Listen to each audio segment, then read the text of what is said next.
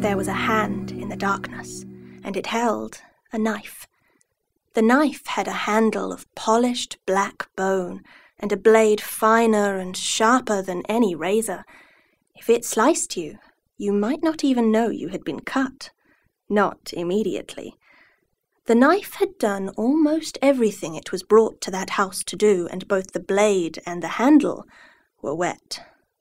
The street door was still open, just a little, where the knife and the man who held it had slipped in, and wisps of night-time mist slithered and twined into the house through the open door. The man, Jack, paused on the landing. With his left hand he pulled a large white handkerchief from the pocket of his black coat, and with it he wiped off the knife and his gloved right hand which had been holding it. Then he put the handkerchief away. The hunt was almost over. He had left the woman in her bed, the man on the bedroom floor, the older child in her brightly coloured bedroom, surrounded by toys and half-finished models. That only left the little one, a baby barely a toddler, to take care of. One more and his task would be done. He flexed his fingers. The man Jack was, above all things, a professional, or so he told himself, and he would not allow himself to smile until the job was completed.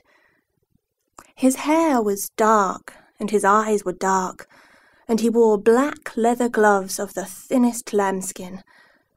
The toddler's room was at the very top of the house. The man Jack walked up the stairs, his feet silent on the carpeting. Then he pushed open the attic door and walked in. His shoes were black leather, and they were polished to such a shine that they looked like dark mirrors. You could see the moon reflected in them, tiny and half full. The real moon shone through the casement window.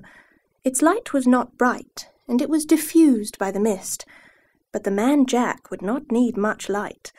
The moonlight was enough. It would do.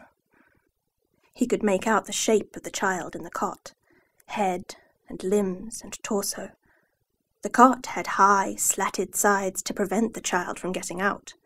Jack leaned over, raised his right hand, the one holding the knife, and he aimed for the chest, and then he lowered his hand.